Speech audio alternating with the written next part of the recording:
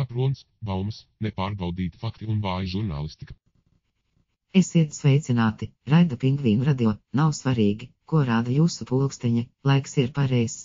Ar mums viss ir kārtībā, neliela aizkavēšanās ar jaunāko radioraidījumu radās, jo Kovaļskis pēc ballītes bija mežā nozaudējis studijas atslēgas, un mums te nedaudz nācās uzgaidīt, kamēr ieradīsies atslēdznieks Zigis Valds un atmūķēs durvis.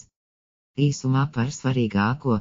Lai arī kalendārs rāda, ka gastronomiskā ziema jau sakusies, daudz viet Latvijā zemi klāj sniega sedziņa, ūdens tilpnes jau pārvilkušās ar ledu un nepacietīgākie zemledus makšķernieki jau ir zem ledus. Šajā sakarā Pingvīnu radio draudzīgi atgādina nestrept karstu un ar došanos pēc salu slēpņiem pa ledu vēl mazliet pagaidīt, ja pie mājas dīķī ūdens virskārta jau ir saformējusies gan biezā ledus kristālrežģī, lai pa to varētu staigāt, tad lielākās ūdens tilpnēs, jo īpaši ar tekošu ūdeni un siltu kanalizācijas izvadu tuvumā tas noteikti nav droši. Savukārt kāda mūsu klausītāja lūguma pastāstīt par slēpņošanu ziemā apmeklējot salu slēpņus upēs un ezeros, izpildīsim kādā no nākamajiem raidījumiem.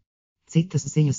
Tā ANPPN Kaprona vārdā nosauktā radošā institūta preses sekretārs ziņo, ka gatavošanās eventam notiek pēc iepriekš saskaņotā plāna, un atšķirībā no citām reizēm, eventam reģistrētajiem dalībniekiem nebūs jāpiedzīvo vilšanās. Koordināšu ziņas. Ziemeļu platums 56 grādi 57,299 minūtes un austrumu garums 24 grādi 06,095 minūtes. Rubrika Latvijas slēpņošana teiksmas dažādi notikumi un rēcīgi atgadījumi no slēpņotāju pieredzes. Tajos laikos, kad slēpņu Latvijā bija maz, pieredzējuši slēpņotāji jaunam gurķim parasti teica, atrodi 100 slēpņus pirms izvietot pirmo savējo.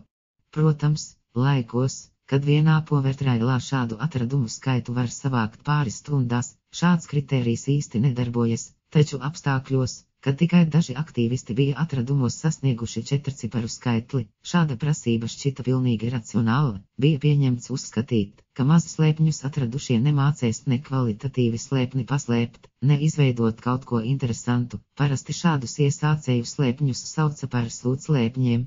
Un te pēkšņi parādījās kāds plašākās aprindās nezināms personāžs, kurš nebija atradis vēl pat ne 5 slēpņus, kad sāka veidot mistērijas un multislēpņus ar tādu vērienu un sarežģītības pakāpi, kāda līdz tam nešķita iedomājama, Jauzī un Forzīredu Oktober, ar 12 punktiem, kur no viena uz otru bija jātaisa projekcijas. Sākotnēji šķita kaut kas pārspīlēts, bet tad Lodzis publicēja slēpni ar 42 punktiem, nevienam no kuriem nebija dotas koordinātes, un to noskaidrošana ar interneta starpniecību nebija viegla. Šo slēpni sauca From Kurland Vithlove, un pat Gatim vajadzēja diennakti, lai to atrastu, kamēr slēpņotājam vulgaris bija nepieciešamas 3 vai pat vairāk dienas, lai dabā iegūtu visas vērtības.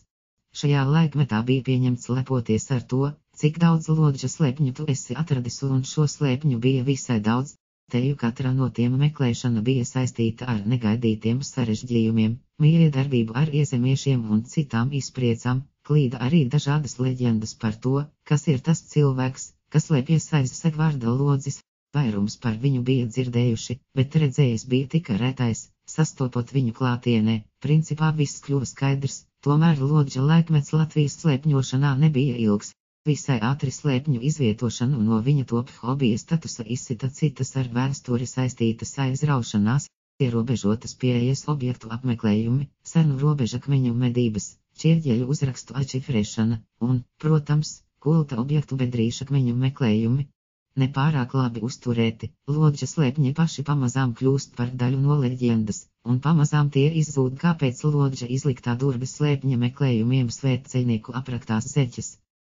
Priecīgus Ziemassvētkus un aizraujošu karavīra maizīti Krāslavā, uz sadzirdēšanos nākamgad. Studijā bija Mirta Saknīte.